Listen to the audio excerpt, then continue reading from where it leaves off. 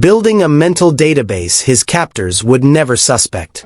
By 1969, senior officers, including future Senator John McCain, recognized what Doug had accomplished.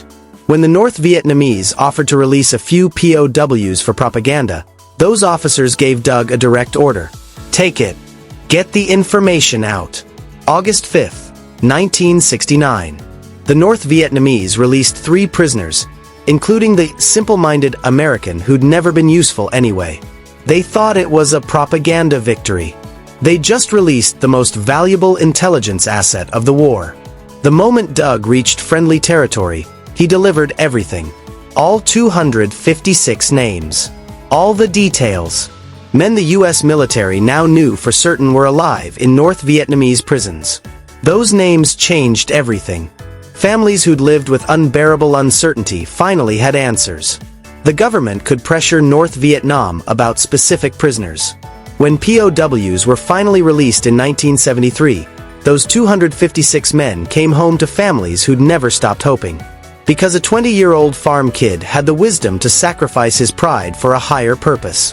Think about what Doug chose. He could have maintained his dignity. Could have resisted proudly like other prisoners. Instead, he endured mockery. Let grown men laugh at him. Accepted humiliation, all to gather intelligence that would bring hundreds of men home. Doug Hegdel received the Silver Star. He testified before Congress about POW torture. He became an advocate for prisoners and their families.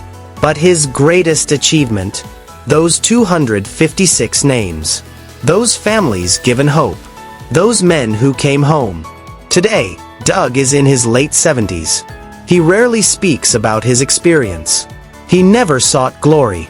He just did what needed to be done. Somewhere tonight, there are grandchildren who exist because their grandfather's name was sung to a children's melody in a Vietnamese prison. There are families who had decades more time together because a young man decided his ego was worth less than 256 lives. The most powerful weapon isn't always strength. Sometimes it's the wisdom to appear weak.